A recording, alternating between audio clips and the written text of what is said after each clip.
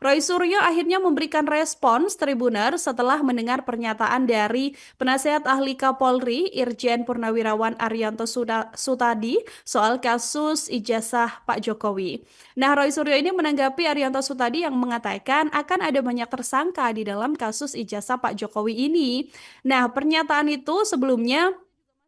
disampaikan oleh Arianto Sutadi dengan analisis terbarunya mengenai polemik ijazah Pak Jokowi Tribuners, yang mana beliau mengatakan akan ada banyak pihak yang ditetapkan sebagai tersangka dalam kasus tuduhan ijazah palsu ini, karena menurut Arianto Sutadi sudah banyak terjadi perdebatan dalam rangka membahas kasus ijazah Pak Jokowi, sehingga mereka menebarkan tindakan pidana yang berisikan ujaran kebencian, fitnah, sampai provokasi. Sampai sekarang kita juga masih menunggu karena polisi belum juga menetapkan satu orang tersangka pun dalam perkara tudingan ijazah palsu Pak Jokowi begitu ya, sehingga Arianto Sutadi ini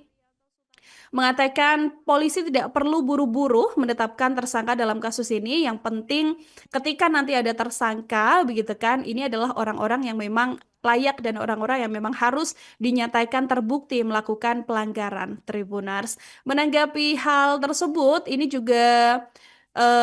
Roy Suryo kemudian membuat pengakuan ya Tribuners ya, karena Roy Suryo ini merasa bahwa pernyataan Arianto Sutadi ini adalah upaya adu domba Tribuners. Roy Suryo kemudian menyayangkan pernyataan ini keluar dari mulut seorang jenderal bintang 2 begitu ya, sehingga Roy Suryo ini juga menyindir sosok lain termasuk misalnya mantan ahli staf kepresidenan Ali Muhtar Ngabalin yang juga sempat ikut berkomentar dan juga kontra dengan keyakinannya terhadap ijazah palsu Pak Jokowi begitu. Tidak hanya kepada mantan penasihat Kapolri ini aja, tapi Roy Suryo ini juga menanggapi berbagai pihak yang mendukung Pak Jokowi dan mengkritisi dirinya yang mengatakan ijazah Pak Jokowi ini palsu, Tribuners.